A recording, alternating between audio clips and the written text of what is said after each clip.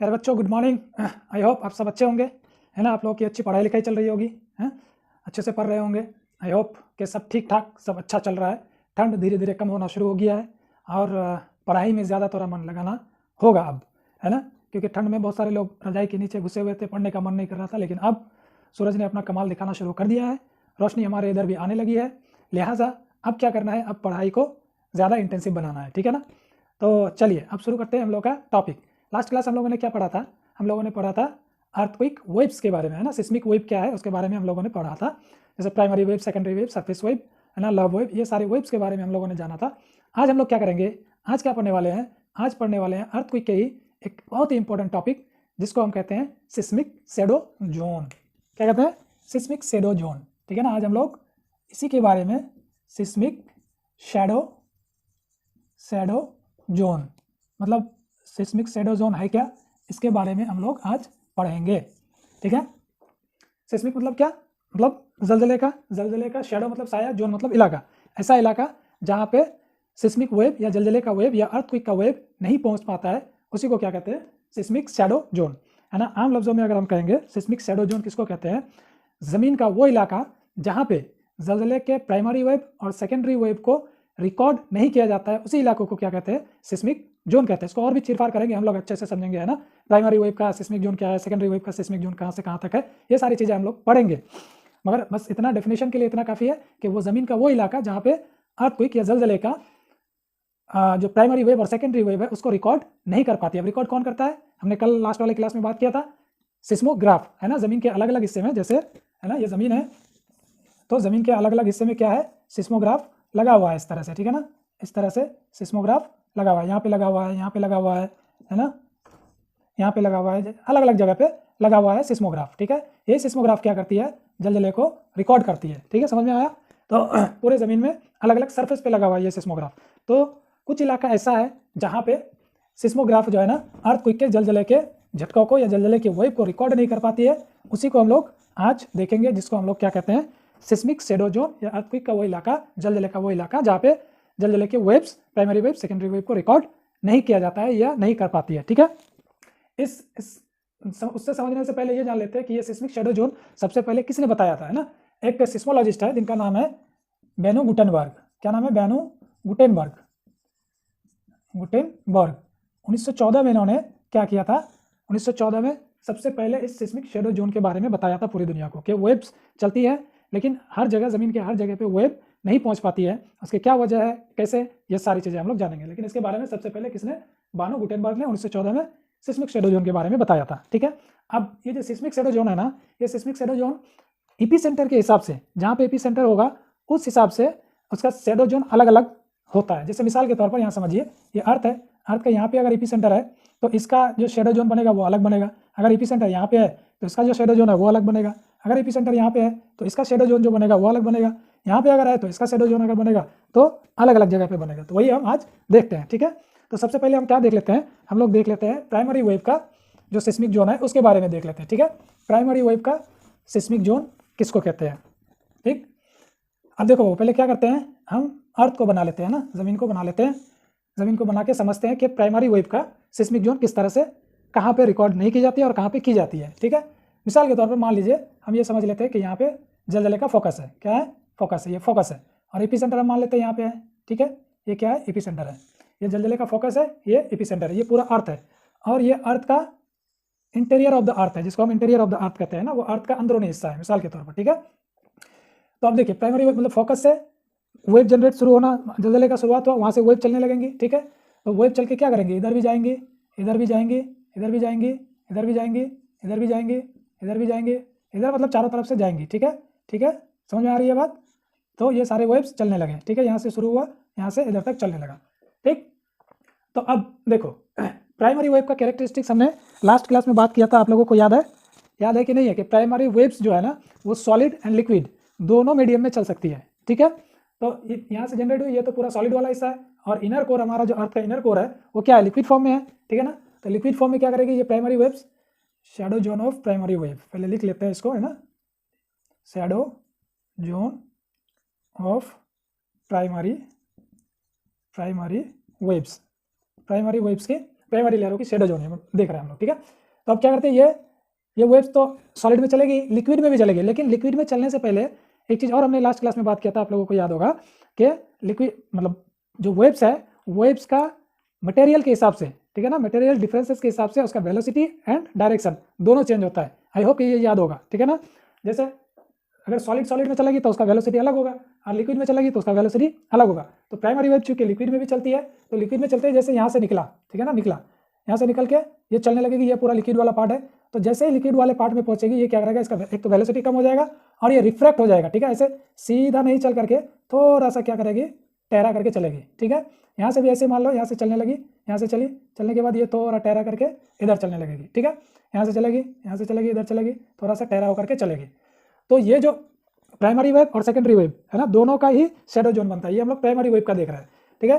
तो primary wave का shadow zone क्या होगा, ये तो प्राइमरी यहाँ तक जो है ना, ये प्राइमरी एंड सेकेंडरी दोनों ही वेव चलेंगी।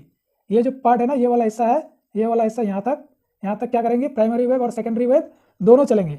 लेकिन सेकेंडरी वेव लिक्विड में नहीं चल पाएगी। क्यों नहीं चल पाएगी, क्योंकि हमने बात किया था कि सेकेंडरी वेव जैसे ही निकलती है लिक्विड में, जैसे ही पहुँचती है, वो सेकेंडरी वेव का जो वेव है वो गायब हो जाती है। तो ये प्राइमरी वेव यहाँ से चलेंगी, यहाँ से चलने के बाद इधर थोड़ा रिफ्लेक्ट होकर लिक्विड में फिर यहाँ तक आ जाएंगी। ये यहाँ तक, ये तो सेकेंडरी वेव और प्राइमरी वेव दोनों यहाँ पहुँच रही थी, यहाँ से यहाँ तक, ठीक है ना। अब इसको कैसे हम देखेंगे कि कहाँ तक शेडो जोन बना, ठीक है ना। अब देखो, ये एपिसेंटर है और ये फोकस है। तो एपिसेंटर और फोकस को अगर एक लाइन में अगर हम जोड़ देंगे, एक लाइन से अगर जोड़ देंगे और यहाँ से एक एंगल निकाल लेंगे, तो ये देखेंगे कि ये सेकेंडरी वेव, ठीक है, सेकेंडरी वेव का ये जो एंगल है, एक एंगल बना ना, यहाँ से यहाँ तक एक एंगल बन गया, ठीक है, ये एंगल बना। फिर यहाँ से यहाँ तक सेकेंडरी वेव का, पहले प्राइमरी वेव पहुँच रही है, फिर सेकेंडरी वेव, पहले प्राइमरी वेव फिर सेकेंडरी वेव।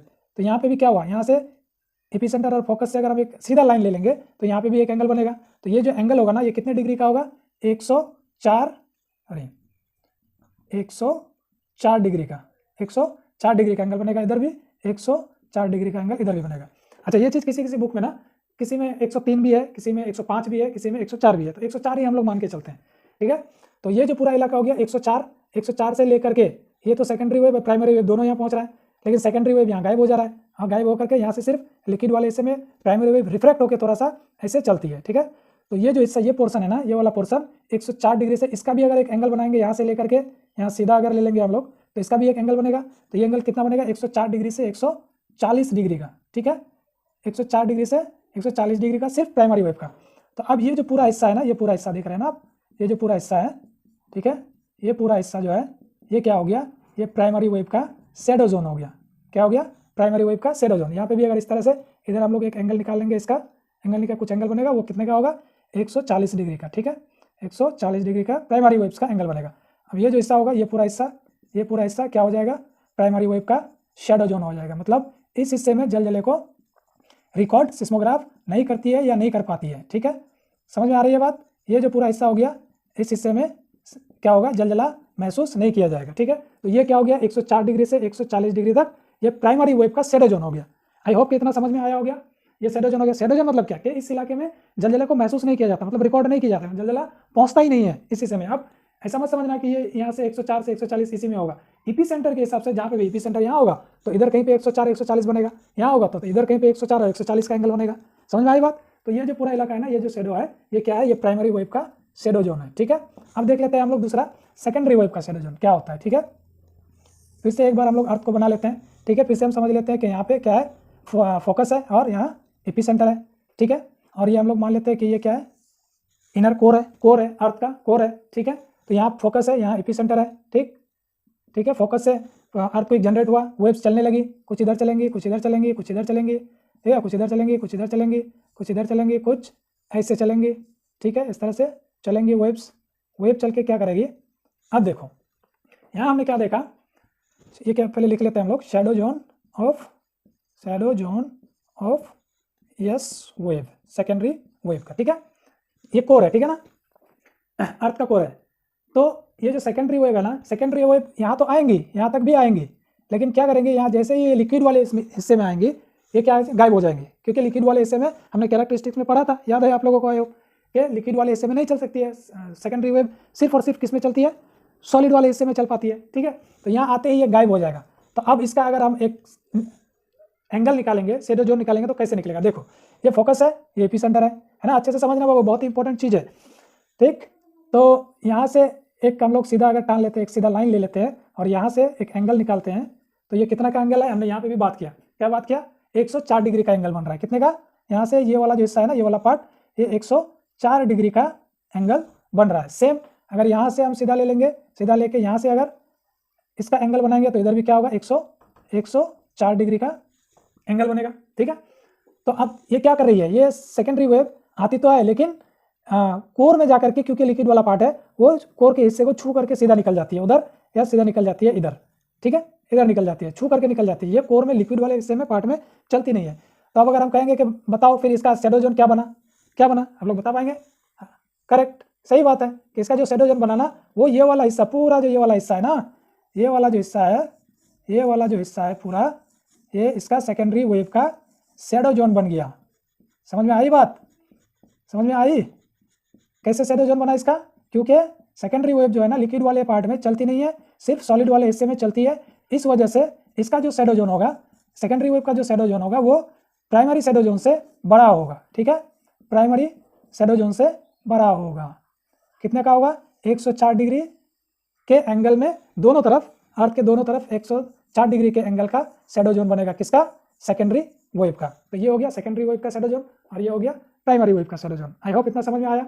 अब एक चीज़ और समझना है, देखिए 104 डिग्री तक तो कौन कौन से दोनों वेव आ रहे हैं, प्राइमरी वेव भी आ रहे हैं और सेकेंडरी वेव भी आ रहे हैं। ठीक है ना, लेकिन 104 के बाद सेकेंडरी वेव गायब हो जाता है, क्योंकि उसका वो लिक्विड में चल नहीं पाती है, इसलिए गायब हो जाता है। और प्राइमरी वेव चूंकि लिक्विड में भी चलती है, तो लिक्विड में जैसे ही दाखिल होती है, ये रिफ्रैक्ट होता है, रिफ्रैक्ट होकर के क्या होता है, इसका एक एंगल बनता है और रिफ्रैक्ट होकर के वेलोसिटी भी कम हो जाती है, कम होकर के फिर एक नया एंगल बनाता है 140 डिग्री का।